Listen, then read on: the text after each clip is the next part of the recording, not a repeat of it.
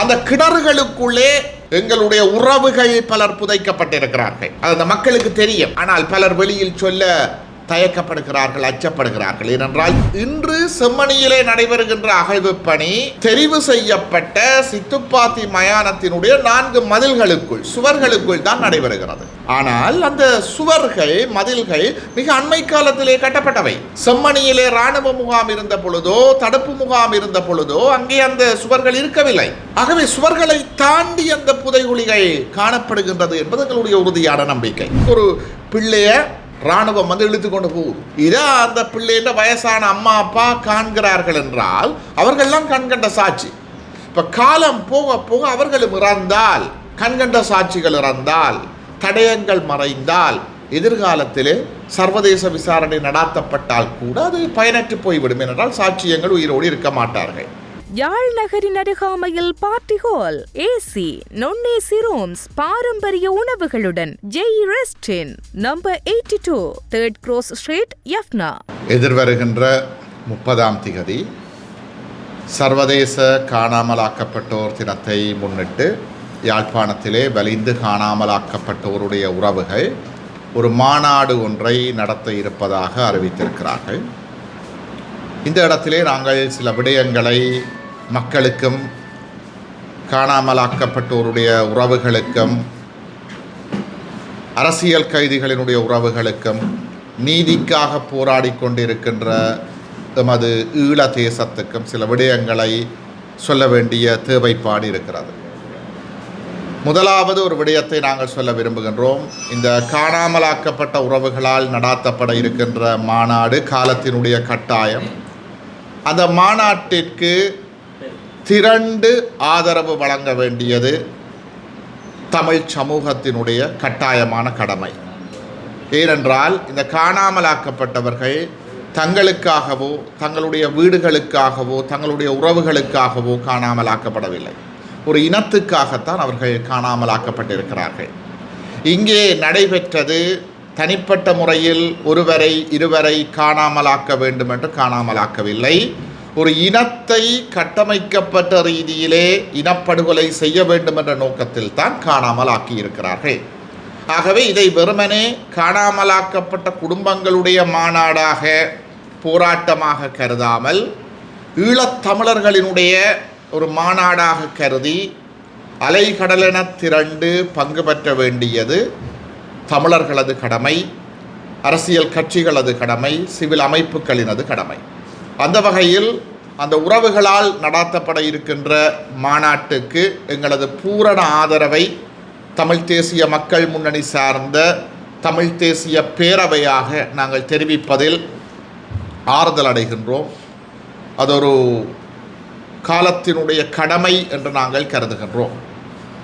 இந்த இடத்திலே இதனோடு தொடர்புபட்ட சில விடயங்களையும் நாங்கள் தெளிவுபடுத்த வேண்டிய தேவைப்பாடு இருக்கிறது. செம்மணியிலே ஒரு அகழ்வு பணி நடைபெற்று வருகிறது. பலரும் நினைக்கலாம் அகழ்வு பணி நடைபெறுகின்றது, நீதி கிடைத்து விட்டது என்று நினைக்கலாம். ஆனால் உண்மை அதுவல்ல. எங்களை பொறுத்தவரையில் ஒரு சர்வதேச விசாரணை ஒன்று ஆரம்பிக்கப்படாது, நடாத்தப்படாது செம்மணி விவகாரத்திற்கு நீதி கிடைக்கும் என நாங்கள் ஒருபோதும் நம்பவில்லை.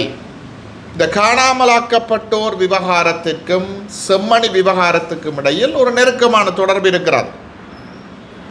இந்த செம்மணியிலே புதைக்கப்பட்டிருக்கின்ற பல எலும்புக்கூடுகள் காணாமலாக்கப்பட்ட உறவுகளுடையதாக இருக்கலாம் என்றும் பலமான சந்தேகம் இருக்கிறது. ஆனால் இன்று செம்மணியிலே நடைபெறுகின்ற அகழ்வு பணி தெரிவு செய்யப்பட்ட சித்துப்பாத்தி மயானத்தினுடைய 4 மதில்களுக்குள், சுவர்களுக்குள் தான் நடைபெறுகிறது. ஆனால் அந்த சுவர்கள், மதில்கள் மிக அண்மை காலத்திலே கட்டப்பட்டவை.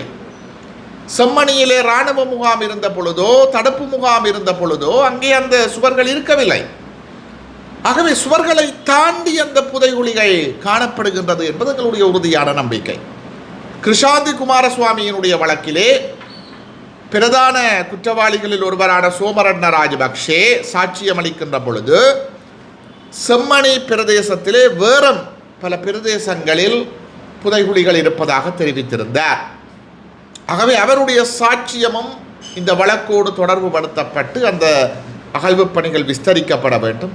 அது மாத்திரமில்லாமல் தீவக பிரதேசத்திலே பல கிணறுகள் மூடப்பட்டிருப்பதாக அறிகிறோம். அந்த கிணறுகளுக்குள்ளே எங்களுடைய உறவுகள் பலர் புதைக்கப்பட்டிருக்கிறார்கள். அது அந்த மக்களுக்கு தெரியும். ஆனால் பலர் வெளியில் சொல்ல தயக்கப்படுகிறார்கள், அச்சப்படுகிறார்கள். ஏனென்றால் தீவகம் சில காலங்களுக்கு முதல் ஒரு திறந்த வழி சிறைச்சாலையாக இருந்த பிரதேசம். இராணுவத்தினர், இராணுவ முகவர்கள், ஒட்டுக்குழுக்களாக செயற்பட்ட அரசியல் கட்சிகளால் ஒரு திறந்த வழி சிறைச்சாலையாக இருந்த ஒரு பிரதேசம். அதனால் அந்த பிரதேச மக்கள் சில உண்மைகளை வெளிப்படுத்த தயங்குகிறார்கள். ஆகவே இந்த சர்வதேச மாநாடு நடைபெறுகின்ற இந்த 30ஆம் திகதி தமிழ் மக்கள் அதற்கு ஒட்டுமொத்த ஆதரவை வழங்குவதோடு மாத்திரமல்லாமல் எங்களுக்கு ஒரு நீதி கிடைக்க வேண்டுமாக இருந்தால் இந்த போராட்டத்தை நாங்கள் இன்னும் விஸ்வரூபமாக்க வேண்டும். ஏனென்றால் நாங்கள் தாமதித்துக் கொண்டிருக்கின்ற ஒவ்வொரு நாளும் சாட்சியங்கள் அழிந்து கொண்டே போகிறது. சாட்சிகள் மரணித்து கொண்டிருக்கிறார்கள். இப்போ உதாரணத்துக்கு ஒரு பிள்ளைய இராணுவம் இழுத்து கொண்டு போகுது. இதை அந்த பிள்ளைன்ற வயசான அம்மா அப்பா காண்கிறார்கள் என்றால் அவர்கள்லாம் கண்கண்ட சாட்சி. இப்போ காலம் போக போக அவர்களும் இறந்தால், கண்கண்ட சாட்சிகள் இறந்தால், தடயங்கள் மறைந்தால், எதிர்காலத்திலே சர்வதேச விசாரணை நடாத்தப்பட்டால் கூட அது பயனற்று போய்விடும். என்றால் சாட்சியங்கள் உயிரோடு இருக்க மாட்டார்கள். ஆகவே ஈழத்தமிழர்கள் இந்த நீதி காணுகின்ற பொறிமுறையை பலப்படுத்த வேண்டுமாக இருந்தால் இனியும் நாங்கள் காலத்தை வீண்விரயமாக்காது அந்த காணாமலாக்கப்பட்ட உறவுகளுடைய போராட்டத்தோடு மாநாட்டோடு சேர்ந்து எங்களுடைய போராட்டங்களை வீச்சாக்க வேண்டும். வடகிழக்கெங்கும் தமிழ் மக்களும் சிவில் அமைப்புகளும் மனித உரிமை ஆர்வலர்களும் நீதிக்காக போராடுபவர்களும் ஊடகங்களும் இந்த சர்வதேச விசாரணை என்ற விடயத்தை முதன்மைப்படுத்தி எங்களுடைய குரல்களை உயர்த்தி ஒலிக்காவிட்டால் நீதி என்பது காணல் நீராக கூட மாறக்கூடிய அபாயம் காணப்படுகிறது. ஆகவே இந்த காணாமலாக்கப்பட்ட உறவுகளினுடைய மாநாட்டை நாங்கள் வரவேற்கின்றோம். அது காலத்தினுடைய கட்டாயம் என்று பதிவு செய்கின்றோம். இந்த மாநாட்டுக்கும் அவர்களுடைய போராட்டங்களுக்கும் ஆதரவு கொடுக்க வேண்டியது ஒவ்வொரு ஈழத்தமிழனினதும் கடமை. அந்த வகையில் எமது தமிழ் தேசிய மக்கள் முன்னணி தலைமையிலான தமிழ் தேசிய பேரவையும் தனது ஒட்டுமொத்த ஆதரவை அவர்களுடைய போராட்டத்துக்கு வழங்கி நிற்பதோடு செம்மணி விவகாரம் மற்றும் தூண்டப்பட வேண்டிய பல கிணறுகள், புதைகுழிகள் இருக்கிறது. இதைவிட மிகப்பெரிய ஒரு சந்தேகம், புதிதாக விகாரைகள் முளைக்கின்றன, இராணுவ முகாம்கள் முளைக்கின்றன.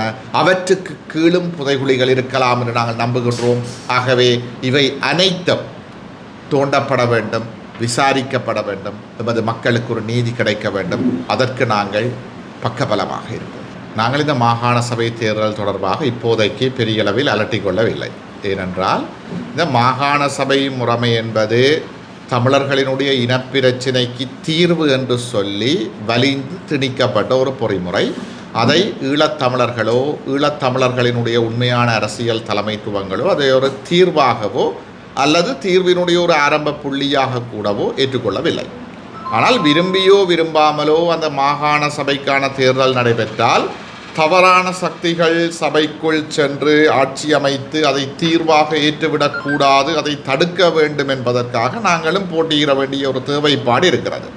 ஆனால் இத்தருணத்திலே மாகாண சபை தேர்தல் அறிவிக்கப்படாமல் இருக்கின்ற ஒரு நேரத்தில் அது பற்றி நாங்கள் அதற்கு ஒரு பெரிய ஒரு பிம்பம் கொடுத்து கதைப்பது என்பது அந்த முறைமையை அங்கீகரிப்பது போலாகிவிடும்.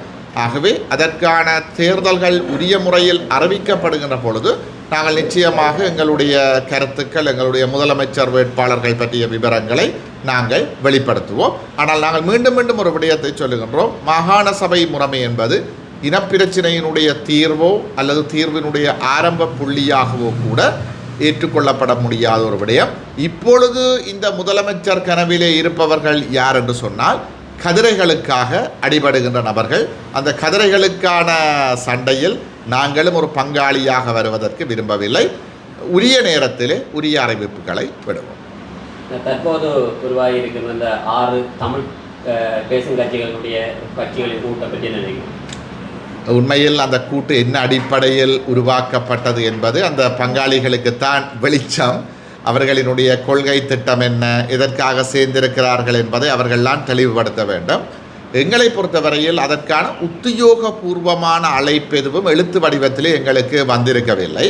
அவர்கள் தமது கொள்கை திட்டம் என்ன என்பதையும் என்ன அடிப்படையில் அவர்கள் எதிர்காலத்தில் செயற்பட போகின்றார்கள் என்பதையும் தெரிவிப்பார்களாக இருந்தால் நாங்கள் அவற்றை பரிசீலிக்கலாம். எங்களை பொறுத்தவரையிலே நாங்கள் ஒரு விடயத்தில் தெளிவாக இருக்கின்றோம்.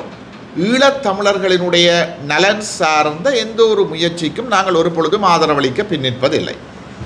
இவர்களினுடைய கொள்கை திட்டம் என்ன, இவர்கள் எதிர்காலத்தில் என்ன வேலை திட்டங்களுக்காக சேர்ந்திருக்கின்றார்கள் என்று எங்களுக்கு எதுவுமே தெரியாது. எங்களை பொறுத்தவரையில் ஈழத்தமிழர்களுக்கு ஒரு தீர்வு தேவை.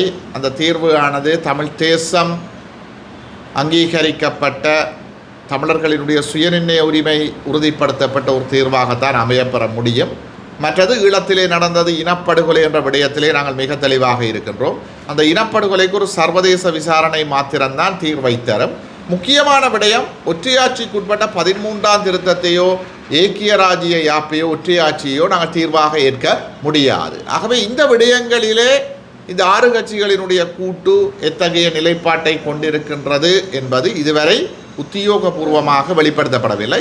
ஆனால் இந்த 6 கட்சி கூட்டிலே இருக்கின்ற தமிழரசு கட்சி சார்ந்த நபர்கள்லாம் ஏற்கனவே அந்த ஒற்றையாட்சிக்குட்பட்ட ஐக்கிய ராஜ்ய யாப்பு வரைவையே வரைந்திருக்கிறார்கள். ஆகவே இவர்களினுடைய எதிர்கால திட்டங்கள் என்ன என்பது தெரிந்ததன் பிற்பாடு நாங்கள் அது பற்றி விளக்கமான கருத்துக்களை முன்வைப்போம். நேற்று முன்னாள் பாராளுமன்ற உறுப்பினரும் சாணக்கியம் பாராளுமன்ற உறுப்பினரும் கலந்து கொண்டிருந்தவர் அதில் சொல்லியிருக்கிறோம்னு சொன்னால் வடகிழக்கு மக்களோட காணி உரிமைகளை மீட்டெடுப்பதற்காக கொழும்பில் ஒரு மாபெரும் அறங்களை ஒன்று செய்யப்படுவதாக சொல்லியிருக்கிறாங்க. அதுக்கு உங்களோட ஒத்துழைப்பு கிடைக்குமா? நீங்கள் அந்த மக்களோட போராட்டங்களை நீங்கள் அதிக அளவு பங்கு பெற்றினபடியால் இதுக்கு ஆதரவு கொடுப்பீங்களா? எங்களை பொறுத்தவரையில் அதற்கான அறிவிப்புகள் உரிய முறையிலே விடுக்கப்படுகின்ற பட்சத்தில் அவர்களுடைய உண்மையான நோக்கத்தை பார்த்து நாங்களும் தலைமையும் மத்திய குழுவும் சேர்ந்து முடிவெடுப்போம். நாங்கள் இந்த இடத்துல ஒரு கேள்வியை கேட்க விரும்புகிறோம். இன்றைக்கு கொழும்பில் அறகலையை செய்ய வேணும் என்று சிந்திக்கிற ஆட்கள் 2015ஆம் ஆண்டுக்கும் 2019ஆம் ஆண்டுக்கும் இடையில் பார்த்தீர்கள் என்றால் மைத்திரி ரணிலினுடைய ஆட்சி நடந்த பொழுது மைத்திரிபால சிறிசேன ஜனாதிபதியாகவும் ரணில் விக்ரமசிங்க பிரதமராகவும் இருந்தவர். அப்பொழுது அந்த அரசாங்கத்தையே இந்த சுமந்திரன் தான் இயக்குவதாக தென்னிலங்கையிலே கூட பரவலான கருத்துக்கள் இருந்தது. இவர்தான் அந்த அரசாங்கத்தை இயக்கி ஒரு ஆலோசகர் போல செயற்பட்டது. மறைந்த சம்பந்தரையா அவர்கள் எதிர்க்கட்சி தலைவராக இருந்தார். அப்பொழுது இந்த விடயங்கள் எல்லாமே அவர்களுக்கு ஞாபகத்துக்கு வரவில்லை.